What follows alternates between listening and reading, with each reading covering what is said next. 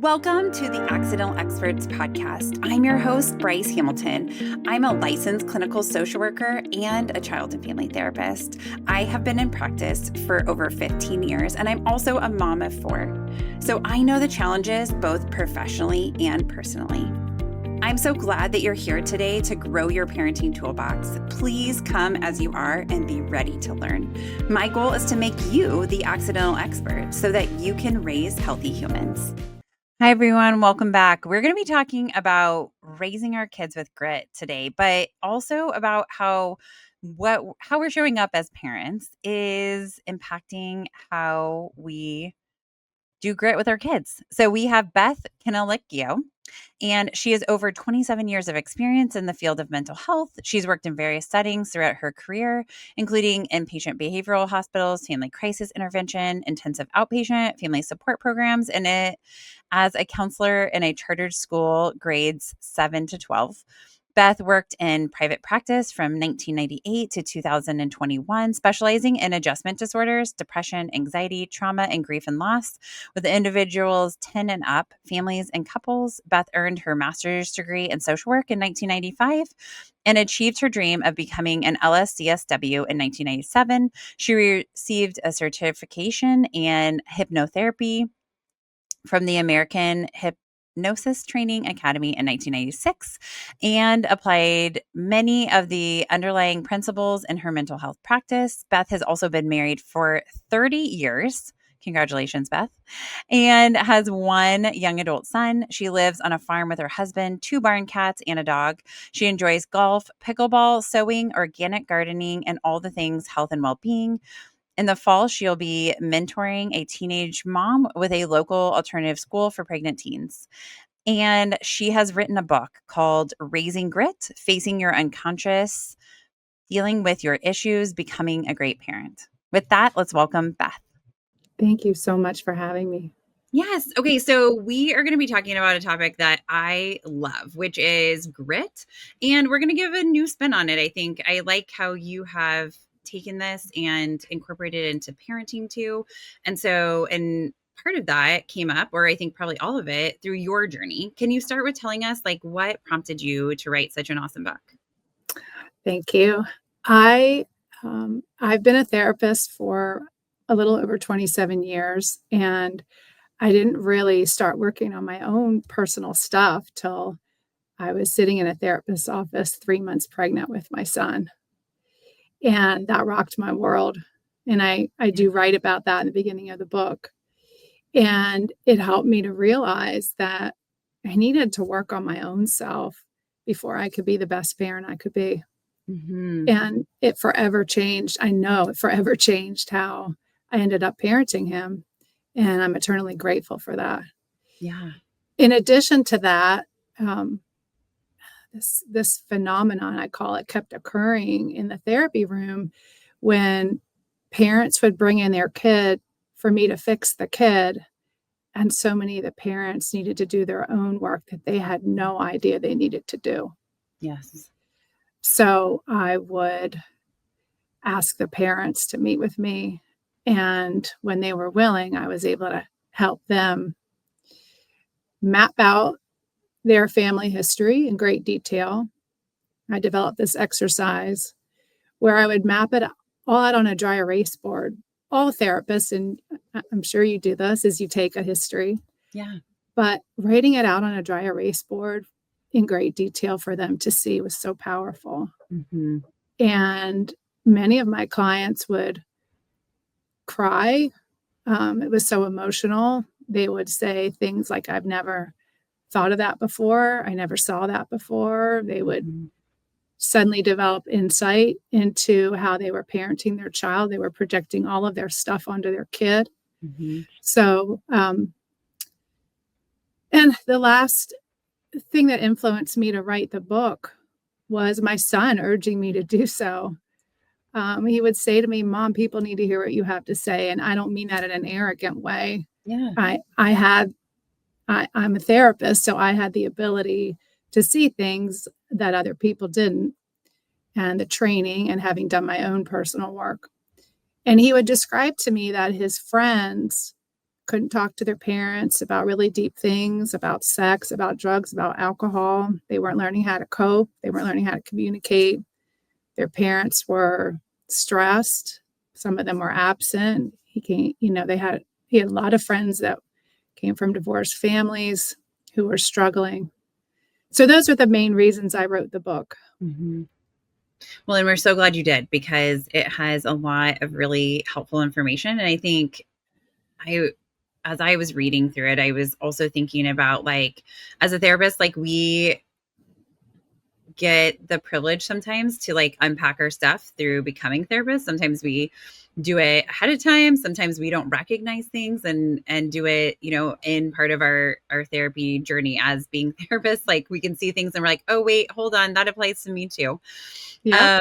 And so we're definitely not perfect people, but yeah, I think what we have been through impacts our parenting, and what we missed out on impacts our parenting, right? Like, how we maybe didn't have something that we needed impacts how we do things. Sometimes if we had an absent parent, then we really invest, and maybe like we're protecting our kids so fiercely, don't let them experience anything because we don't want them to be hurt. Or sometimes we mimic that same example we had, or it might be the reverse. Like, we thought our parent was too meddling, so then we pull back, right? Or, I mean, there's so many factors, right, that happen. And we come to this journey being imperfect people. And I think I haven't met a perfect parent or person yet. Have you? No. And I write about that in the book. I take the approach. It's a loving approach, but it's direct. Mm-hmm. No, there is no perfect parent. There's no perfect person. There's no such thing as perfection. And as soon as we can let go of that, it's empowering. We can thrive. We can grow. Mm-hmm.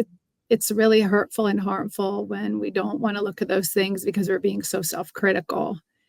It's much more empowering when you can open up your mind, let go of your ego, and be willing to look at the things in yourself that you can improve and change. Mm-hmm. Yeah. And we have to be honest with ourselves, right? Like, we have to be willing to kind of look and observe and notice those things, which can be really hard because, like, a lot of times we're trying to protect ourselves, the other people in our lives, right? Like, it's easy to like, well, it's not so easy. It doesn't work out so well, but like, we can pretend like everything is fine. That's right. But it eventually is going to catch up to us, whether it's through our parenting or other relationships we have, our job, our success, right? It can really erode that potential that we have for great things to happen. I agree. And that's why I was using the word empowered. It's so empowering to take a real deep look into yourself. Yeah. It's not about tearing yourself apart or being mean or unkind or critical. And I also write about this in the book as well. It's not about criticizing your parents or your caregivers who, did the best they could. It's not about that at all. That's a whole separate thing. It's really about just gaining information and knowledge to help you grow, improve, and change. Yeah. Yeah.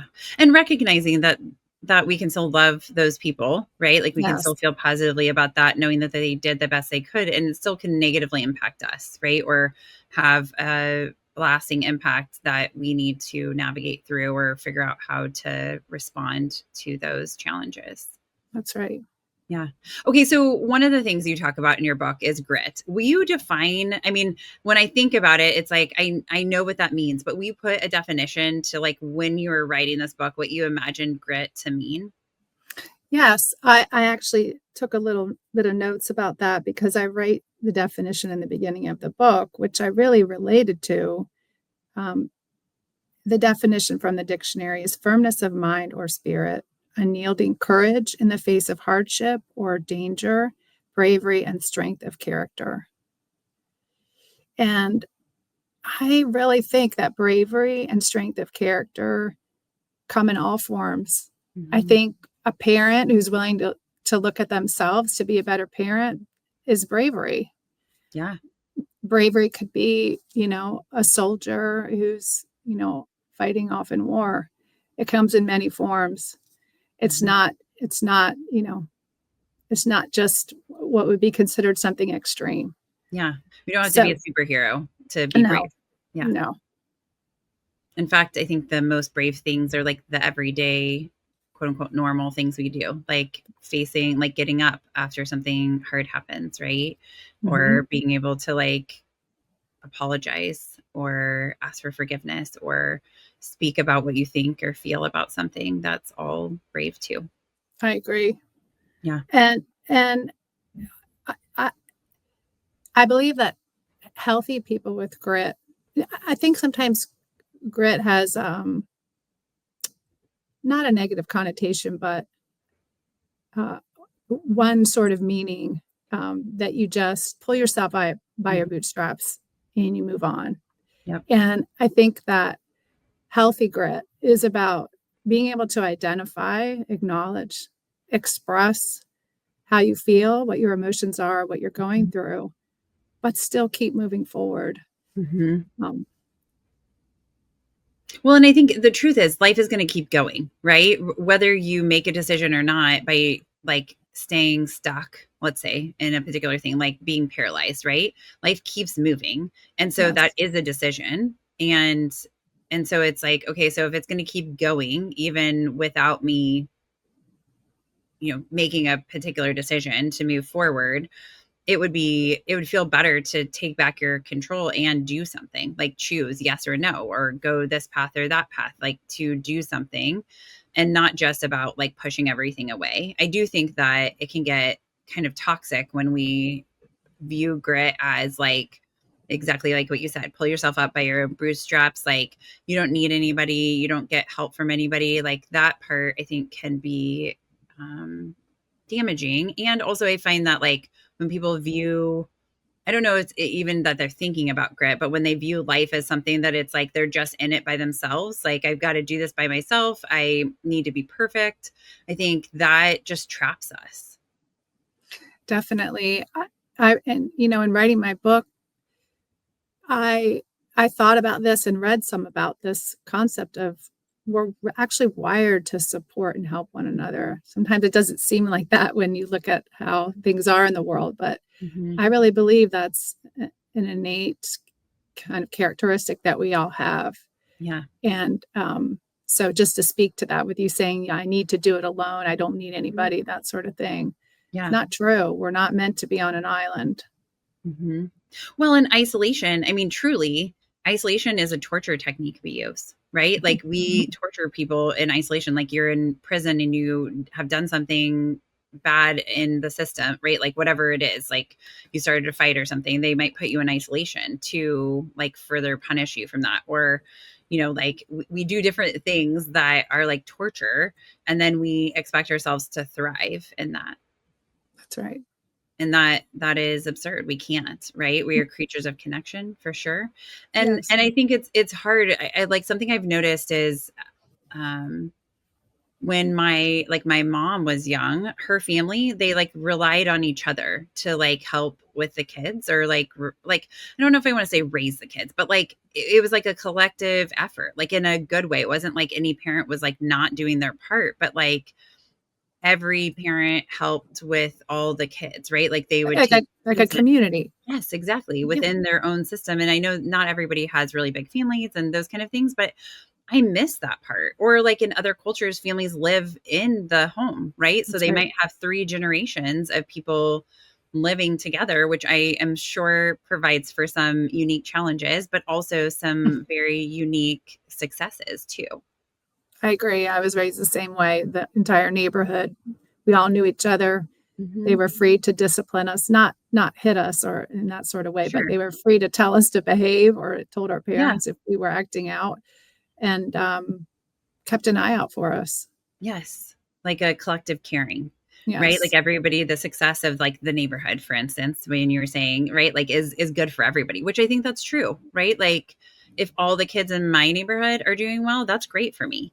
Yes. Agreed. Makes the world better. Yes, Makes all right? of So us then if better. everybody's neighborhood is doing better, right? Like, and obviously sometimes we can't have control over that, all those pieces, but even the smaller part of like, kids in like other children in my kids class, right? Like them doing well or them having tools. Like I jokingly will sometimes say that like if no one ever needs a therapist again, I'd totally open a boutique or whatever. Like I'd love for that to happen. That there is no need for me. Like we have Right. solved whatever things I might be able to help with.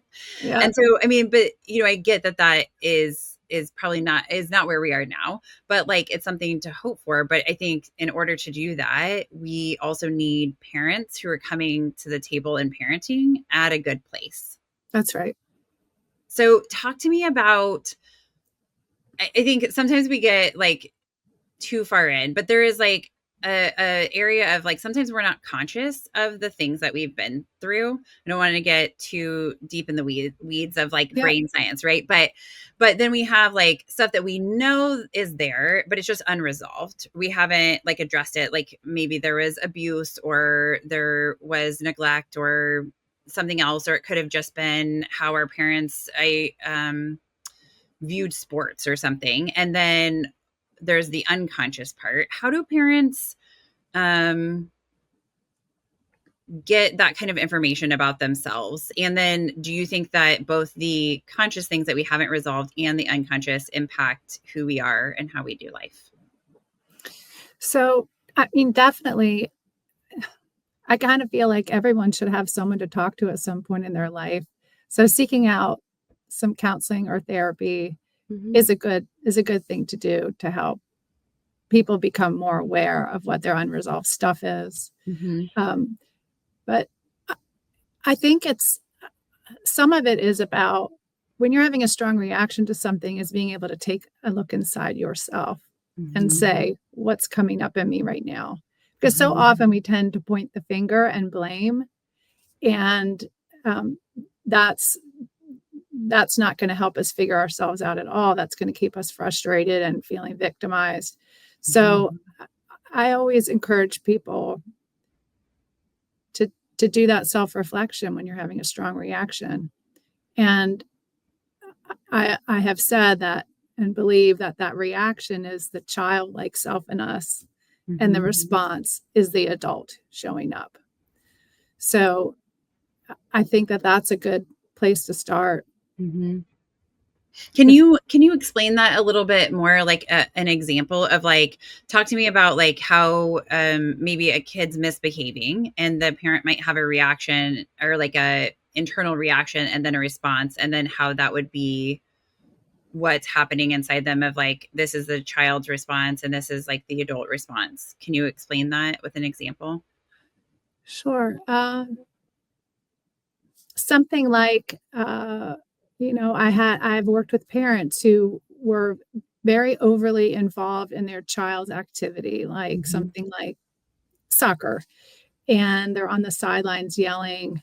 They're lecturing their child after. They're on their case about practicing all the time. They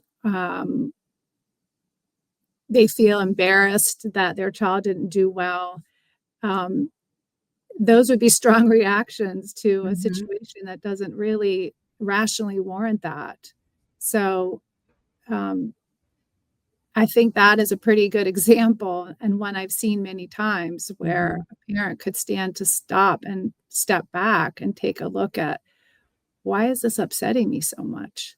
And it Mhm. might be that they were criticized as a child. They were made um, to try to seek perfection, to have to be successful in things that they didn't even like to do, but their parents wanted them to do. Does that make sense as a Mhm. good example? Yeah. Yeah. Well, and I think that's so hard because we want really good things for our kids. Right? Like we want a lot of times I'll hear parents say, like, I want you to have a better life than I did. Mm, Right? But then sometimes, or maybe often, we're then creating expectations for our kids or like what has to happen, but that may not be what they want. exactly. That's exactly right. I think that teaching our kids to be gritty and also being aware of your own stuff is helping them develop who they are, who they were designed to be, what moves them, what passions they have. It's not about us. Mhm. Um, Yeah, and so then it's like, okay, so thinking about this, like I love the idea of having grit because like sometimes it's like the ability to just like keep going forward even though it's hard, right? Is like kind of what I am thinking of. And like sometimes like the other day my daughter, one of her chores is to break down boxes to put in the recycling. Okay. Okay. And this is a chore that's been passed down. I have 4 kids, so the oldest is 13, and so like that was his chore, but then now he's moved to like more things that he can help with because he has like the ability to. And so now Yes. she breaks down the boxes to put in the recycling. And sometimes we have quite a few, sometimes we have like hardly any, right?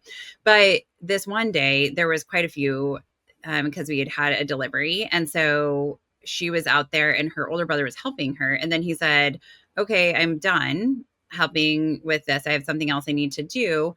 And she literally lost her marbles that she was going to have to do it by herself. Mhm. Right.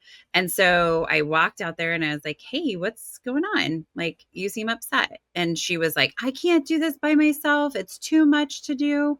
And, William's now not helping me. And I was like, "Okay, I understand. But like, we have to keep going." And I'm thinking in my head, like, I can't, like, we have to do grit here, right? Like, this is like something hard. Like, it's not really that hard. Like, literally, it's not that hard. It's not like the recycling bin is that far away. It's like 30 feet, right? Like, and it wasn't going to, like, it wasn't like snowing. It wasn't raining. It wasn't cold. It wasn't super hot. Like, it was like totally tolerable. And so I was like, part of me was like, well, I could get in and help her do it. Right. Mm. Like that was like one option. And then the other option was I like say, okay, like you could break it down, like give her some ideas. Like, I guess as a parent, it's like hard for me to decide sometimes where is the line because I don't want my kids to feel like alone in doing something. Right. But I also don't want them to not struggle because like this is like such a small struggle. Like, yes, I get that she feels big about this, but like putting boxes in the recycling that has already been broken down so they're flat is really not a hard task. And she's totally capable of carrying them. She's done this before. It wasn't new. Like, what is my responsibility in that with teaching grit? Like, because I struggled in that moment to decide what to do. I did let her struggle through it. And, she did it. Yeah, kudos to you. That was a great example of you watching her, recognizing that you were feeling discomfort, that she was uncomfortable. And that so Yes. often happens, right, in Yes. parenting, that we feel sad that they're suffering, or we want to rescue them and make them Hmm. feel better. But you recognize that that was not the healthy thing to do for her. That moment, although it was just boxes, is going to teach her, and she will remember somewhere in the pages of her mind that she can push through something difficult. It was boring, right? It was a Yeah. boring activity. Yes. It was not fun. Hmm. Um, but uh, I think that what you describe is exactly what we're talking about. Is you had an awareness, you asked yourself some questions, Hmm.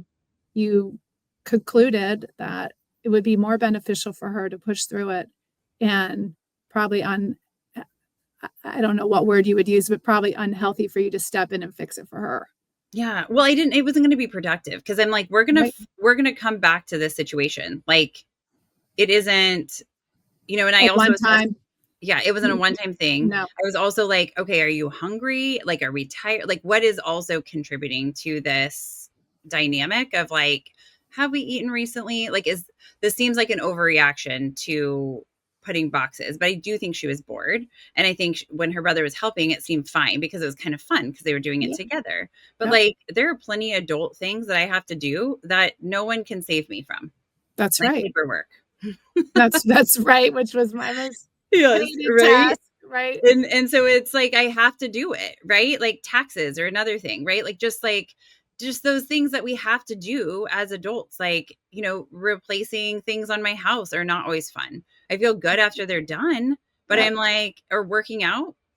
I don't love working out, but I know yep, that my body needs it. And there's more fun ways to do working out, like playing volleyball for me is a great one, but like just like running on a machine, so boring, so hard for me to do. But I sometimes still do that. I try to find more engaging ways, but it's like there's a lot of things that we have to teach our kids. And what I'm um, nervous about is how the kids that don't get the opportunity to develop grit do in life, like how well they fare as adults. I agree with you, and that also was one of the things that inspired me to write the book, is that's concerning me as well. Yeah. So if you had jumped in and you rescued her and you did it for her, or you quickly helped her do it and you made it all better for her, what would you be Mhm. saying to her? I feel You'd be, like you can't do it by yourself. You're not that's right. capable. That's right. And saying to your child the meta message, you're not capable, Mhm. over and over again, um, will be something that sticks with them. Mhm. And that can eventually end up that they might, you know, not achieve who they were meant to be. They might be lazy in their behavior. They might not show up to work. They might, Mhm. right? Um, Yeah, there's they definitely a might, trickle down effect that yes. that can potentially have if we keep saying it over and over and they believe it. So any opportunity that we have to help our child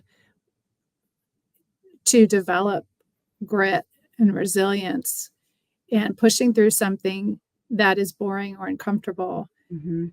no matter how small it is a building block for them. Mhm.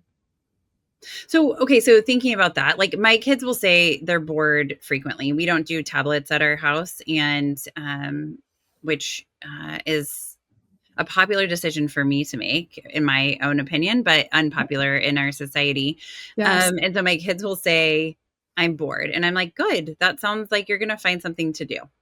Um, and so like, but sometimes I'll say, okay, like let's come up with some ideas of what you could do. So if I am helping my kids in that way, right? Like I jump in to say, I mean, maybe not jump in, but like I casually walk in to say, like, let me help you brainstorm some ideas. Am I stealing an opportunity for my kids to grow, or is that still okay? Like if I'm not quote unquote fixing it, but I'm giving ideas, do they still benefit from that? Uh, I I would encourage just a slightly different approach, and maybe Yes, you do please. this as well, but would be to say to them, "Okay, you're bored. What would you like to do about that?" Yeah. And they might go, "I don't know. There's nothing to do. I'm bored." Okay. Would you like to be unbored? Yes. Well, can you tell me some things that you might be able to do that would Mhm. help you feel unbored? So that you're actually asking them to come up with it. One, I keep saying this, one of the things I wrote in my book, and I don't mean to be redundant with that, but one of the things I write about is, I'm gonna be showing my age, but when I was a kid, when I would go on a car trip, I'd read a map to get there. Mhm. Our kids now just punch it in and it tells them every turn and detours them if there's traffic, and they can ask Alexa questions and get the answers. They Mhm. they don't have to think. So I really encourage parents in any situation that they have an opportunity to say to their kid, "Well, what do you think about that? What would you do about that? Mhm. How can you handle this?" Is really important, even now more than ever. So what what do you say about that? Well, I can't remember what I had listened to, but I was either it was an audiobook that I was reading or a podcast I was listening to, but they were talking about like years ago, which really wasn't that many years ago because I grew up without the internet. I think I was in middle school, end of middle school when the like AOL came out. Okay. And so many times the questions that I had and historically we got time to ponder. So we didn't like I feel like our ability to solve problems is our threshold for tolerance of that is also lower. Our ability to solve problems creatively is lower because we don't have to sit with it, right? So like if you're thinking like how does a spaceship get to space? And I've never seen a rocket launch, right? I've just seen what a spaceship looks like. I would have to go to like the library or ask somebody else that knew something about rockets That's right. and then but I'd have time to ponder to think like, well, I wonder if this, right? Like what if this happened or is that what happens? And they might unknowingly solve a problem that NASA needed solved, right? Like I think given the opportunity, we have lots of creative ideas, but I don't think that our kids get a lot of opportunity to do that piece now because we can so easily just ask Alexa or whatever, right? Like we Yep. have that information, And and it's not like as it's not the same as like we used to have like encyclopedias at our yes. house, right? And so like I would look it up there, but like they wouldn't have all the information Mhm. because it was just like a brief introduction to that material, at least the ones that we had, right? So then it was like, okay, I could read on this, but I still had the opportunity to like think about it and process and metabolize just that information. That's right. We didn't and we didn't need to know every nuance and Mhm. detail, and now it's as if we do. Yes. And I think it creates anxiety in our kids to Yeah. not know, right? Like to be like, you can't have this information or you don't have this information yet. And they just want to know right now. And then if they can't, then it's like really uncomfortable to sit with. I agree. Yeah. And I do have to say though, in the 90s when I went to camp, they wouldn't let us wear watches, which I thought was so silly because I just like to know what time it is. Mhm. And so they would say to us, when the time is right, you will know. Did not like that even back then. I did not like that at all. Like that was just like torture. I'd be like, okay, is it like closer to lunch or not as close to lunch? Like What do how you think now long? about it? What do you Um, I sometimes lose track of time. I think it's easier. Like I'm not as fixated on time. no, I mean, But what do you think now in retrospect about that they didn't let you wear watches? so not wearing the watches, I like it seems annoying. And I think now I don't mind. I want to break from all technology, right? Like Mhm. I would love to be at a place where I don't need to know the time and I'm just like chilling, right? Yep. Like whenever I feel hungry, I'm going to eat something. Mhm. And then whenever, I'm sleepy, I'm going to go to bed. And like that unawareness would be nice. I don't know. I Yes. mean, I think society obviously functions on time, but I don't know. There might be some value in flexibility, but then I don't know. I think about kids who don't get to work on time, and then I'm like, you obviously need more structure around that. So, like, I don't know. What are your thoughts? On being fixated on time? Yes, on time, just in general. Yeah, I think we need to carve out moments when we're not paying attention to time and just really be fully present Yes. with ourselves, with our children. Hmm. Yeah, and I even noticed myself like saying that. Like sometimes I'll be like driving to work, and I realized that I was like never giving myself a time without sound, whether that's like Mm. talking or music. And I just gotten into a habit because I was like listening to an audiobook that I liked and one that was like not appropriate for my kids to listen to. So it was like the only time that I could listen to it was in the car. It's about sociopaths, which I mean, just is not a topic I'm ready for us to Yep. navigate. But I like it's a memoir. It's actually really great. Anyways, but I was listening to that but so I was so into it that I realized like, oh my gosh, I haven't had time to just like think like without noise. And I was like, that is getting in the way of me because I have really great ideas in those moments where there's like no Yes. Where sound, where right? you can be really creative. Yes. Yes. There's this, seems like just way of life now where there's sound everywhere. Yes. I'm a golfer. I've been playing golf for most of my life, and now people are playing music on the golf course. Oh, I And can't imagine. But clearly I oh, haven't played golf in a while.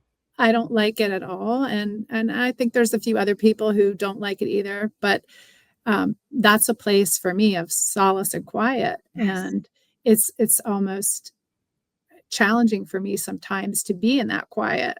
I went out and played golf a few times this summer all by myself, and it was Mhm. very bizarre. No sound at all, no dings on my phone, Mhm. no Alexa, no one talking, no music, but I thought, this is really good for me, and Yes. I would like to have more of that in my life, and I think our children need more of that. They're so Mhm. overstimulated, um, Mhm. and think they need constant entertainment. Yes. Yes. I mean, I remember being bored as a kid and we just were, right? And like then you come up Yes. with the most creative, awesome ideas, right? Like We I mean, we we filled trash cans full of balloons, which probably wasn't great for the environment, but like we would have these water balloon fights with our neighbors and we would I mean, it would take us hours and hours and hours Yes. to fill up them. And then we'd have the water balloon fight and we would laugh and have a blast. we did similar things. We would play Monopoly for days or Yes. play freeze tag all night, or um, just, I mean, just run around, ride bikes. Yes. Yeah. So I mean, I think that unstructured time is so important, and just like where there's no noise, right? And it is hard. I think there's so much push to be so busy in this world too, of like having our kids in 27 activities and rushing them all over the place. I think Mhm. kids don't get an opportunity to just be kids. I agree.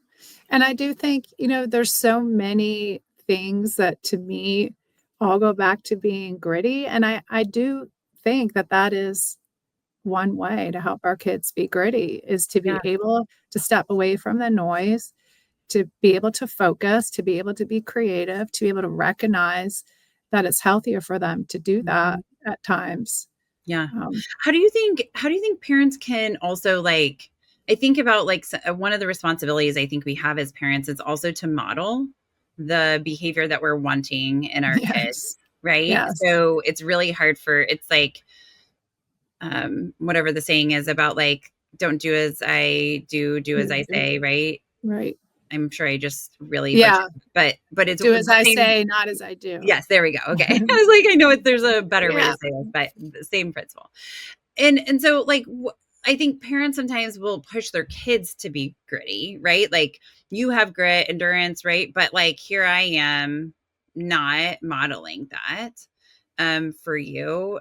Do you feel like that causes a conflicting message of like having this expectation of our kids to like push through and keep going, but then maybe our behavior is not um that, or like we're afraid of things for our kids. Like we want them to be gritty, but like we're anxious about them going to play in the neighborhood. Like you can't go out because somebody is definitely going to kidnap you and then Right. you're going to die. Like, I mean, that's how anxiety talks to us, right? It tells us the worst possible things are always happening.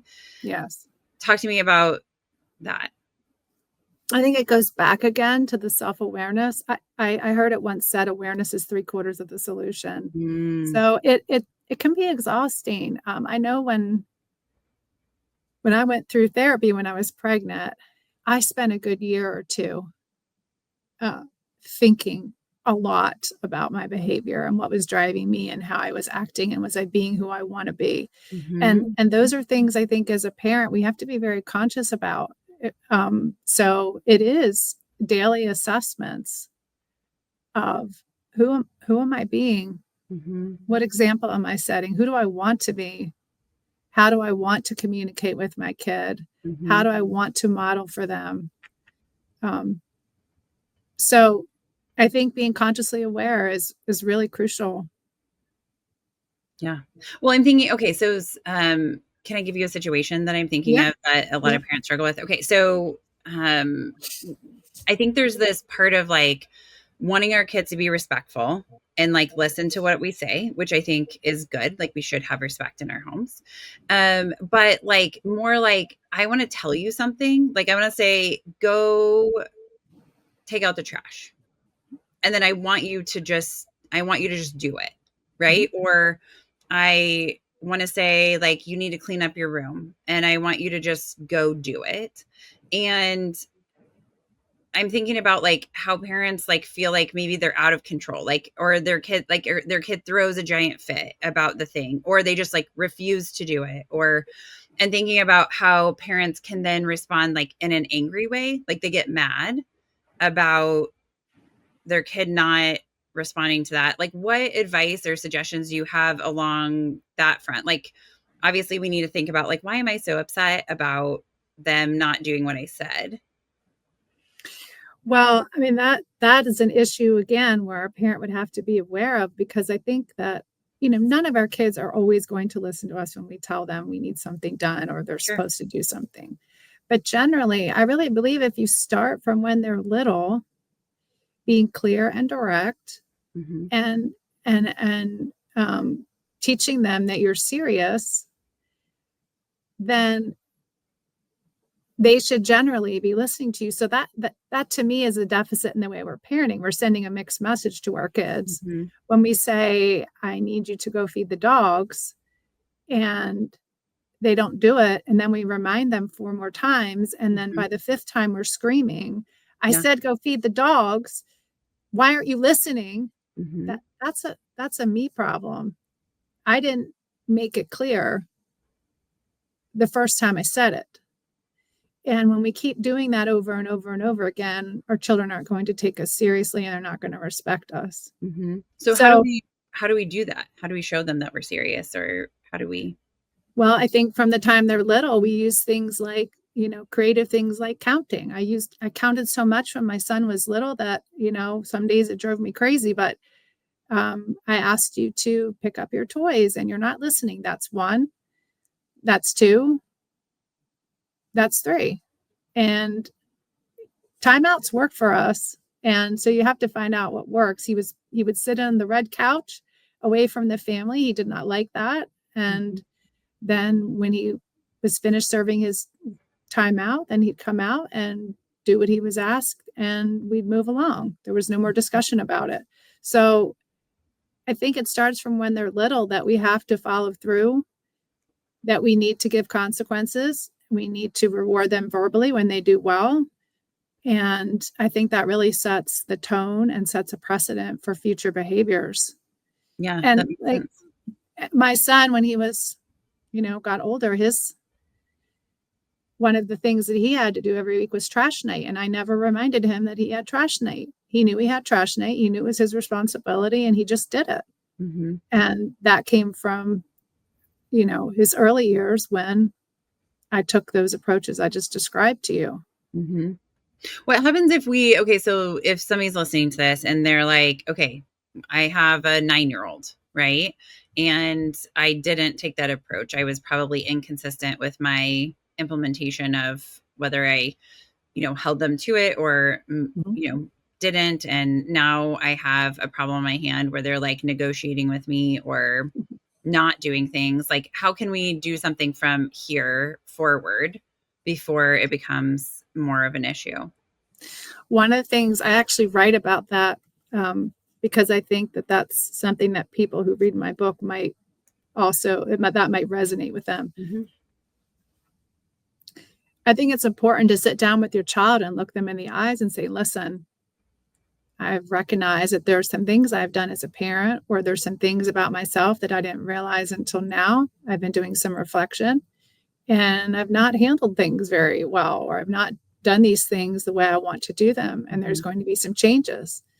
And these are what some of the changes are going to be. And then ask your child, what do you think about that? Mhm. How do you hear that? What does that mean to you? Um, I think it's kind of doing a reset with them. But at that point, again, you have to be committed to following through, to Mhm. keeping your word, to doing what you say you're going to do. Mhm. So Yeah. I don't think it's ever too late to have that conversation with your kid. Mhm. Yeah, which I think is true because we can all learn and grow, and kids want to have positive relationships with their parents. Yes, they do. And I think, when parents tell me that their teenager won't talk to them about things, like, that makes me sad for both of them. Because I think teenagers, I mean, although maybe they don't want to tell us every single thing about all their thoughts, maybe like they did when they were really little, but they do want somebody that they can trust and rely on and seek mentorship or consultation from, for topics like drugs and alcohol, sex, right? Like friendship issues, concerning behaviors that their friends are doing. Like, they do want our guidance. How do we handle that part of, like, if your kid was to come to you and we've taught them grit, they have a trusting relationship with us, and they're like, my friends are drinking and driving, and I'm feeling kind of unsafe with this. How would a parent who is aware of their own stuff, right, navigate that to, like, parent in the best way in those situations? Well, 2 things. Firstly, I want to say one of the greatest tools you can have on your tool belt is validating and acknowledging your kid. And I think that it could be mistaken that or not understood that that would raise a gritty child, but it really does, because it teaches them to be connected to themselves. It teaches them that I matter. It teaches them Mhm. confidence. It teaches them how to communicate. It teaches them that their feelings are normal, and then they can figure out what to do with them. Mm-hmm. So to even get to the point where you can talk, your kid's going to come to you and tell you about their friends drinking, you really have got to set that tone that when they tell you something that you're acknowledging and validating them. Mm-hmm. But in a case like that, so if you're, blessed enough that your child is expressing those things to you, I think it would be really crucial to be able to say to them, again, turning it back to them, well, what do you think about that? Mm-hmm. Challenging them to think, what could happen if you got in a car drunk? Do you know what a blood alcohol level is? Yeah. And what happens when your blood alcohol level is at different points? What could happen if you got in a car accident and someone was killed? Mm-hmm. It's really talking about some really hard truths. Yeah. Which again is another way to help kids develop grit, is being truthful with them. When we lie to our kids, we're again saying you're not capable, you can't handle things. When we tell them the truth at a developmentally appropriate level, right? Because you're not going to tell a 5-year-old the same thing you would tell a 15-year-old. Yes. Yeah. But we're saying you can handle this, Mm-hmm. and you can learn how to handle this. Mm-hmm. So I really think asking them questions and challenging them to think, because as you know, Bryce, our kids do not fully develop in their brain till they're about 25. Yes. So Yeah. that's why they need our assistance so badly in Mm-hmm. how to think about the consequences of things. Mm-hmm. Well, and I mean, sometimes it's like you want them to like think about it and come back to you and like have some ideas, right? They don't always have to like know the answer in that moment, right? Like Right. some things are more pressing, right? Like we do need to make a decision now. But a lot of things, it's like, well, why don't you think about it and we'll talk tomorrow, right? Like to give some space, or like, I'll write down some ideas, you write down some ideas, or whatever it is, right? And then you kind of come back together. But I like this idea of really telling them like, you are really smart, you're a great problem solver, by allowing them to come up with the plan of what could happen or what they could do, or the freedom to say I don't know, and that doesn't make you stupid, that just gives you an opportunity to learn something new. Absolutely. And we can also say, if they're stuck, you seem stuck. Mm-hmm. Can I help you? Would you Mm-hmm. like my help? Would you like to hear some of the things that I want to add on that? Mm-hmm. And typically they will. If you're validating and acknowledging them and you're asking them for their opinions, typically they will say, yeah, I want to hear what you have to say. Yeah. It's when we're yelling at them and we're criticizing them and we're putting them down that they're not going to want to listen to us. Yeah, of course. I mean, because nobody would want a boss like that. Right? No. Like, why would you want to put your ideas out there to a boss who always shuts you down, or you feel less than, or you like your feeling is like they're not open, they don't care about you or your feelings. And I'm not saying that parents don't care about their kids. Of course they do. But I think it's hard. This is maybe the hardest job. I think being a parent is like the hardest job, and then being a therapist is easier. It's easier for me to tell you what to do with your kids than to have to do it myself, right? But I'm thankful for the opportunity to as I learn more, to do things differently and correct things, and lean on my kids, like allow them to have ideas. And sometimes I'm like, that like in my head, I'm thinking that's a terrible idea. We're not going to do that. I'm like, what problems might not, like what other things could come up with this, right? But then there's other ideas where I'm like, wow, that was such a creative solution, or I would have never thought of that.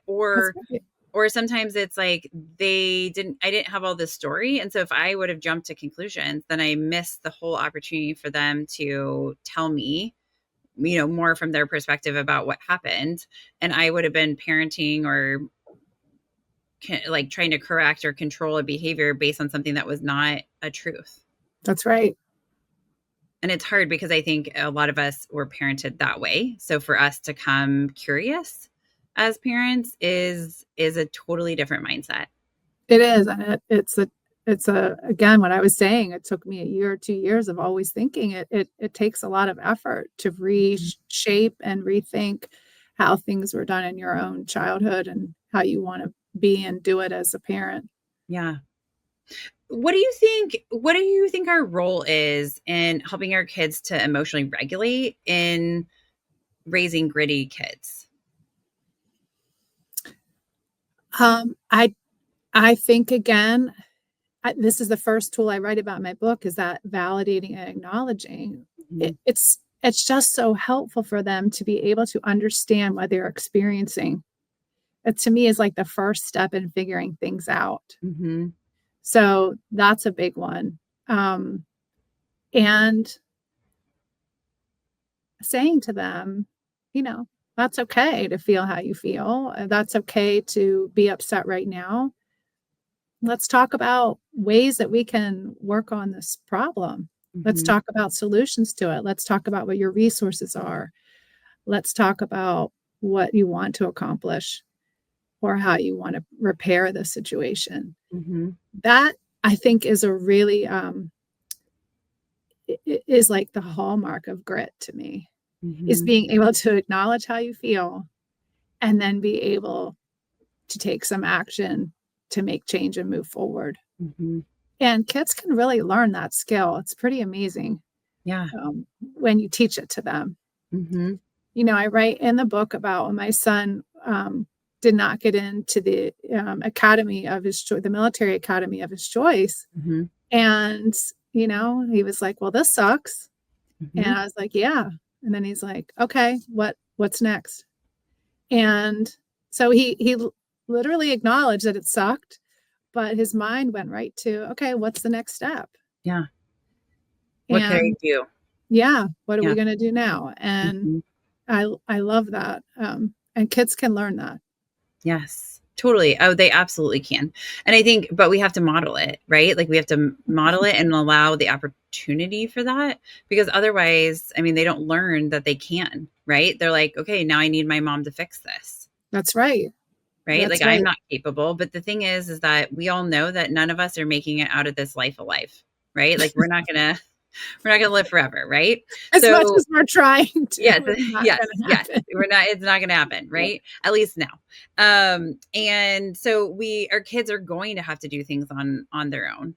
And I think there are times, my mom passed away about 4 years ago, and there are times where I miss her incredibly, right? But like I'll be like, "Oh, how do you do this?" I'm like, "I don't know how to do that." And so, but, not having her means I didn't have this like resource. So then I have to figure out how to do it on my own. Right. Mhm. Which is like forcing me to become more gritty. Like I'm like, okay, I have no idea how you measure mulch. I'm not sure I do actually understand how you measure mulch still, but I found out that you can just have it delivered to your house. That's right. So, Or they you kind of can put it in hire a piles. you can And hire a then landscaper to you tell do you what that. And you then if you need. need more, you get some more bags. That's right.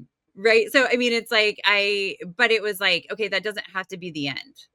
Right. Like I can keep going forward. Right. Like I'm not now incapable of putting mulch in my yard or whatever the problem is. This is like a first world problem. But, it was like one of those things that my mom could or would have helped with or would have known the solution. But it's like, okay, but I actually do have the skill set, right? I can call the mulch people and say, how the heck do you do this? Like, please help me know what I'm supposed to do.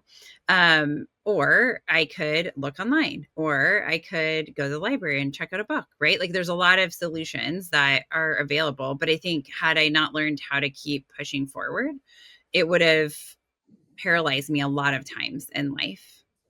I agree. I love the way you said all that. It's so empowering how you just described your thinking. Yeah. And to teach our kids that they can solve problems. Hmm. They can face anything. They can achieve what they want to set out to achieve in their life by thinking like that. Yeah. Well, I And think we and limit ourselves, right? If we have limited thinking, then we have limited potential. that's right. I I think that a well-adjusted kid grows up and learns how to think that way. They might be stuck for a minute, but then they say to themselves, okay, I can't figure this out myself. So where do I go for help? And you just described I can call the landscaping people and ask for help. Um, yeah, I love that. I love that. Yeah. And it's like, obviously this is like a small problem, but there's so many things about like, I mean, even when my mom passed away, I was like, they were like, what funeral home do you want her to go to? And I was like, that's a mom question. Like, I mean, like, it's like one of those things where it's like, I am now responsible for this, but like, I figured it out. Right. So it's like these different things where it's like, there's a lot of pieces where we can play in our kids' lives that like there's big problems that we're going to have to solve. Right. Like I've heard about people who lose everything, right? Like for whatever circumstance. And then they're different people, different thought processes, but like they figure out a way to keep going and they've like made millions, right? They went from losing every dime they had to being back or better than they were before. And if I think that you can also get stuck, right, in the down where you're like, I lost everything and this is it. I'm done. I'm finished. Yeah, and I think that sometimes people that get stuck like that, it's very uncomfortable, but for folks to recognize this, but they get stuck in the victim thinking Mm-hmm. is why does this happen to me? This always Mm-hmm. happens to me. I can't ever be happy. Nothing ever goes right. Or they blame other people. And it's very unempowering. Yeah. And what you described about people losing everything and go on to make millions or go on to, live again and be successful and have a home and have the things they need. Those stories always inspire me. And I love reading about them. And I love talking to people about those stories because um, they're just inspirational. Yeah. And they don't, I think it's like something that everybody can benefit from is the mindset of like, how did you get out of that? Right. Like, so you literally had $1 to your name or whatever it was, right? And $100 in your bank account. That's all you had and no job. And then, right, you did something, right? The ones who are able to find themselves in a position where they were able to invest in their lives again in whatever way that was. Yeah, I think it's inspiring to all of us because we're all going to face challenges That's and right. change. Challenge is certain. I had this conversation, and this is sort of an example of what we're talking about with a friend the other day who's been through a divorce and been through some really serious struggles and said, my last step is I want to get back into the gym. And I've been saying this for months and I've not been able to do it. And I don't know why. And me and my therapist don't know why. And I just looked at her and I said, do you want to hear my opinion or not? She said, oh, yeah, I want to hear your opinion. And I said, is it possible you just don't want to do it?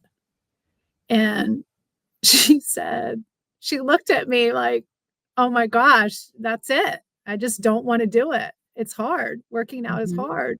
Mm-hmm. And so we had this conversation about it. And so along the lines of, what you were just talking about, I think it's being able to look at yourself again and face the truth about why you're struggling Mm-hmm.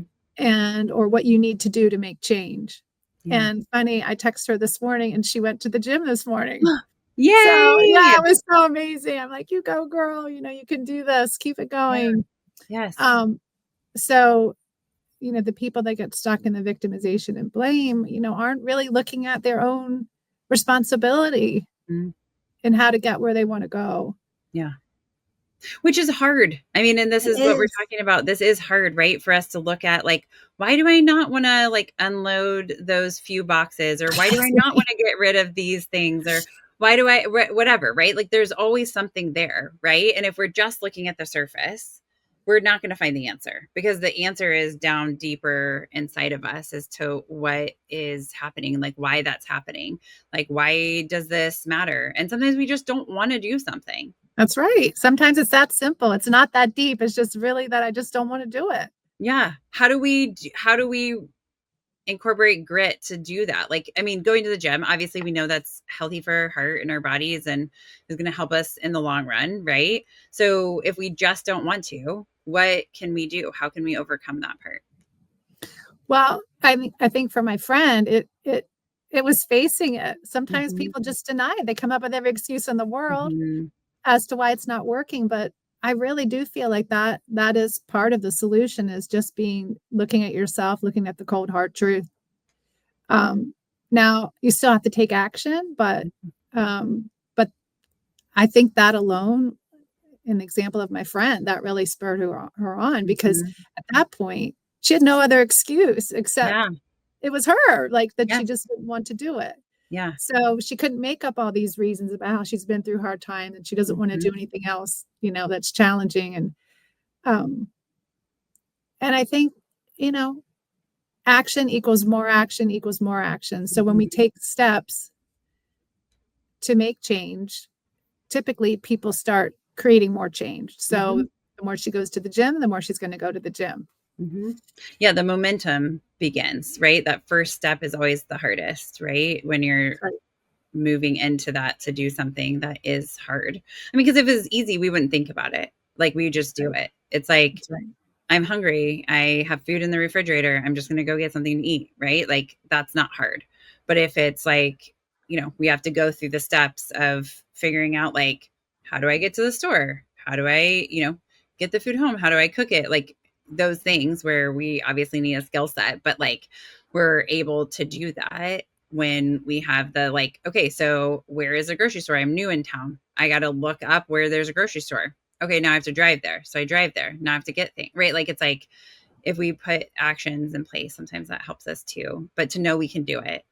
That's right. And, often it's harder for her to be, overweight and sedentary and having some blood sugar issues. It's really harder to be in that situation than it is for her to get to the gym. So sometimes it's really looking at it in a more logical, taking a step back and looking at it in a more Mhm. logical way is, it's really hard for me the way I'm doing it right now.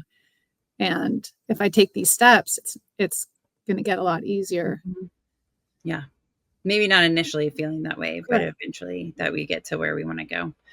Okay, so what do you think are like if a parent's listening to this and they're like, okay, I'm bought in, right? I want to raise gritty kids, right? And I'm willing to do the work on myself.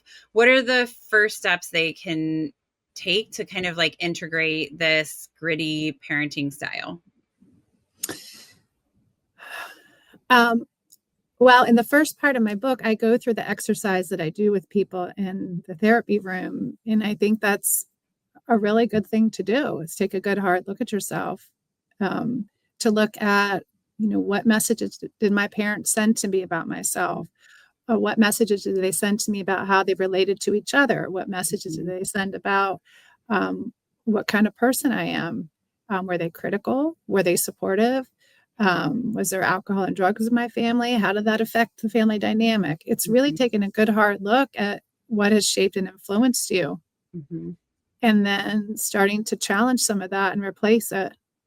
Um, I think reading up on parenting strategies and parenting skills and reading about how to raise resilient kids is a great thing to do. I think it's talking to your friends about it.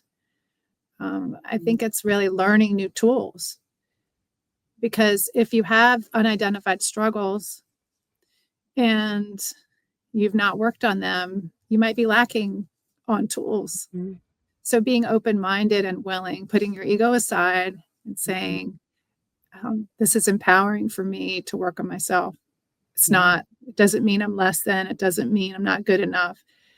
I'm actually, I used to say the people who came to me and asked for help, they were in fact the strong ones. Because Mhm. sometimes people would come to therapy and feel like there's stigma attached, or they were uncomfortable that they couldn't figure it out themselves. And I would say, I worked with the strongest people in the world, Mhm. the people who are willing to ask for help, to look at Yeah, themselves and make change. absolutely. So it's putting aside the negative thinking about self improvement Yeah. and embracing this concept of change, that it's really empowering and it makes you stronger. Mhm. Well, I think our mindset on things is so important. Like something I have changed in my mindset too is like instead of being like, "Oh man, why is another hard thing happening?" Right? Like that sucks. I've changed my mindset to be like hard things are going to happen. That's part of how life is. It's Mhm. supposed to be hard because that's how I learn. That's how I grow, how I get to where I need to go. So instead of fighting it, I've embraced that like challenge is just part of the journey. Like it's actually what we're supposed to do.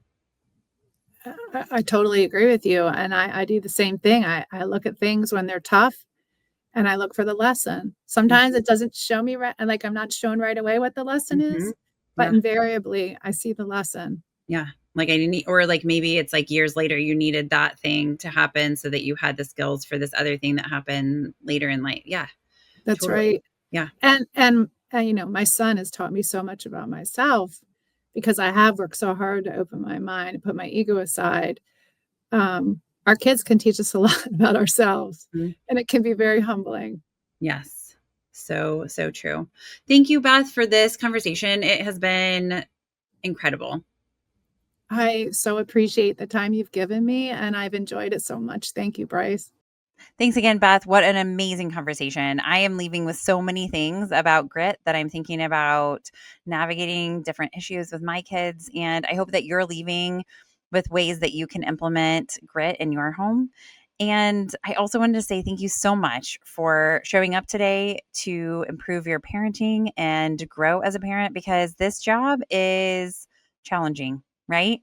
Maybe the most rewarding job we'll ever do. I think it's the most rewarding, but also the most challenging.